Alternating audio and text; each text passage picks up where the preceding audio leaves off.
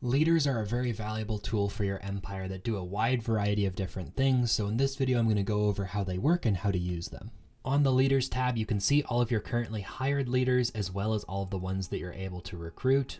There are 3 different types of leaders. There's scientists, commanders, and officials. I'll start by talking about scientists. You can assign your scientists to your science ships, which allows you to survey systems, which is required in order to be able to expand. They're also used to investigate anomalies, which can give you valuable resource deposits or other events. They can excavate archaeological sites, which can give you a lot of different things. They can explore astral rifts. If you've researched cloaks, you can do active reconnaissance on other empires' worlds to get intelligence on them. They can also be used to help your starbases detect enemy ships that are cloaked, and they also allow you to be able to explore wormholes and more. So your science ships are extremely important and they require scientists to work.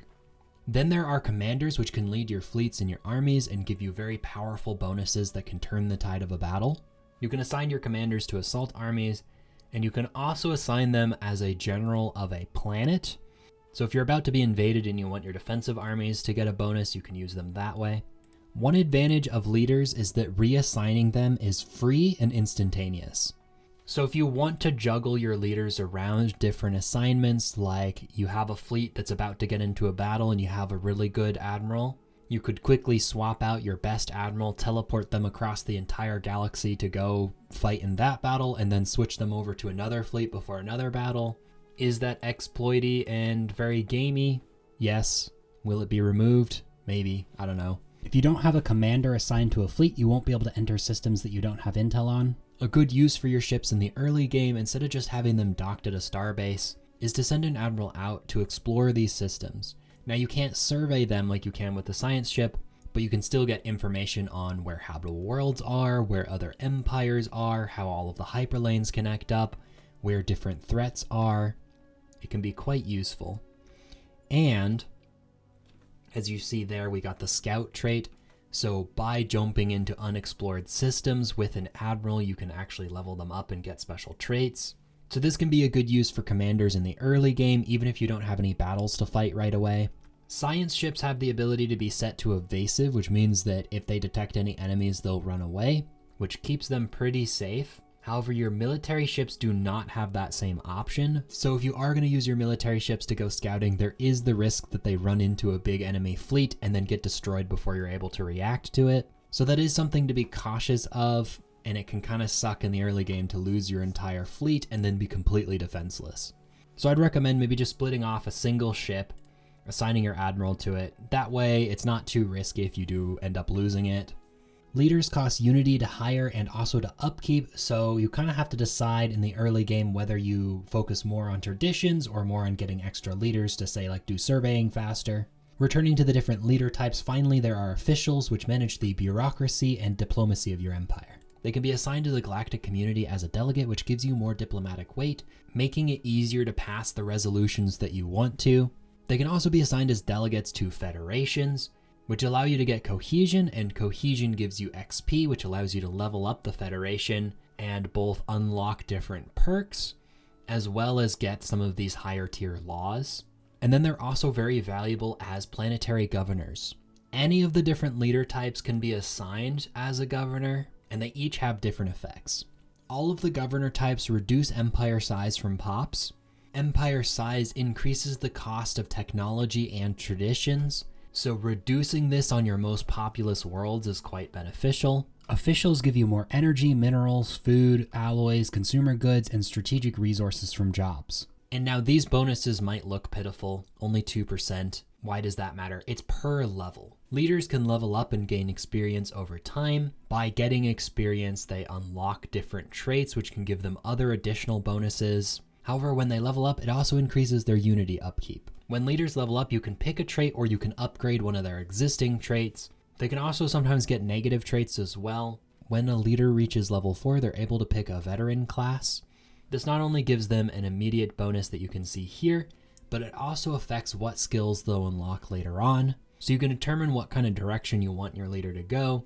For example, if you pick delegate, it's going to give you traits that are focused on interacting with the galactic community or federations. Whereas if you pick industrialist, it's going to give you traits more related to governing a planet. Particularly later into the game, if you have a lot of leaders and you're getting annoyed by constantly giving out all of these different traits, you can click this option in the Leaders tab, Auto Select Traits. Scientists that are assigned as a governor give you bonuses to the job efficiency of your researchers. So they're of course good on worlds that is dedicated to research. Commanders are the most unique governor type. They give you stability and they reduce crime. So they're particularly good on unstable worlds, for example, right after a conquest. They increase the job efficiency of soldiers, so they're also good for defensive stronghold worlds. They also create soldier jobs for planets they're assigned to. This planet doesn't have any strongholds. All of these soldier jobs on this planet are coming from this commander. And soldiers give you defensive armies, naval capacity, as well as stability. And then commanders increase the efficiency for your workers. However, they decrease the efficiency for your specialists. So you don't want to assign your commanders to worlds that have lots of specialists. However, they can be good to assign to resource extraction worlds that have most of their jobs in this worker tier. They can also be a good option to quickly get some armies on your planet as kind of a panic button if it's about to be invaded. There used to be a specific martial law decision for your planets. However, commanders have basically taken that role over. For the most part, you want officials on your planets, with the occasional scientist for your research worlds. I would say that commanders are far more situational as governors. For the most part, you want them on your fleets. Every leader has a home planet that they originate from, and if you assign a governor to their home planet, you get an extra small bonus. For example, your officials will give you extra amenities for governing their home planet. There's some traits like this one, which gives you extra artisan jobs. It's a small thing that could influence your decision where to assign them, but it's also not usually the end of the world if they're not on their home planet. If you want to unassign a leader from a job, you can right-click them, and that will remove them from their position and leave it empty. Or you can click on this and swap them out with someone else. Idle leaders do not gain any experience. So you have a leader that has no job. They aren't going to be leveling up at all. However, you do still need to pay for them if they're idle. You can consider how soon do you think you'll have a job available for them that will be beneficial for you.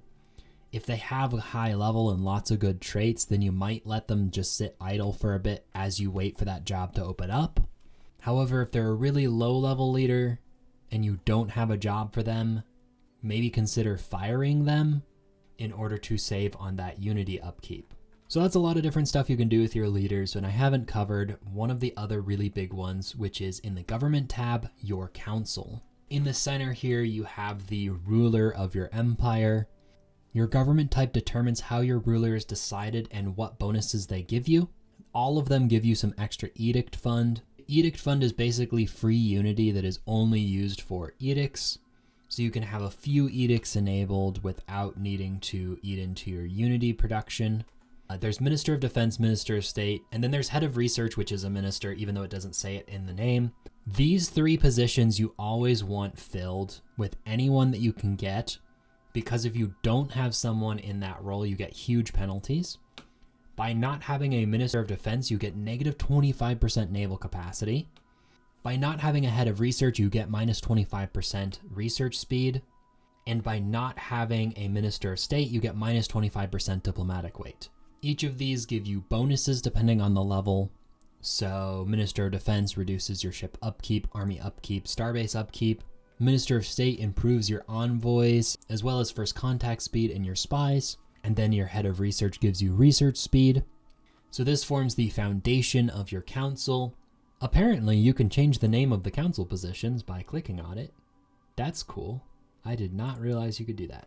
Every civic unlocks a unique council position, and you can use agendas in order to unlock a new council slot, and you can put in these different positions. So say, for example, every single level will give all of our researchers more output, but also more upkeep.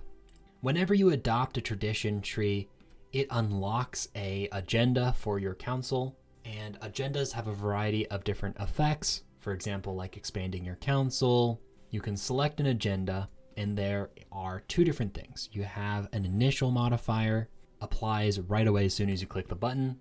So we get this bonus of 10 faction approval and 10 egalitarian ethics attraction right now. And then it will take some time to prepare the agenda, or you can spend Unity to launch it right away, and it will give you that second bonus. We get even more faction approval, we get more resource output, we get more ethics attraction, and then an agenda lasts for a period of time before the bonus goes away. The speed of your agendas is affected by the skill of your counselors, as well as your council legitimacy.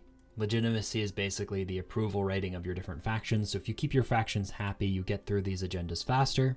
The Council for Gestalt Consciousnesses work a little bit differently. All of their council members are immortal, rather than assigning leaders to specific council roles. If you don't like the traits of some of these nodes, you can basically use these agendas to reformat or remove different negative traits at the cost of some experience. But since they're immortal, you're going to have a far more stable council. With more individualist empires, you're going to constantly feel kind of your modifiers shifting and changing over time as leaders come in and out. An important thing to note with your council as well is that the ethics of your council affects the opinions of your factions. You get a -20 faction approval by not having any leader on the council have their ethic. So sometimes you're forced to assign someone to your council that maybe is not the best fit for the role, but they make your factions happy. So depending on what's more important to you at the time, do you prefer that specific trait or a higher level? Or do you just want to assign someone to appease the factions? And then having your ruler of their ethic gives them an even bigger bonus. When you assign a leader to the council, they get extra passive experience over time.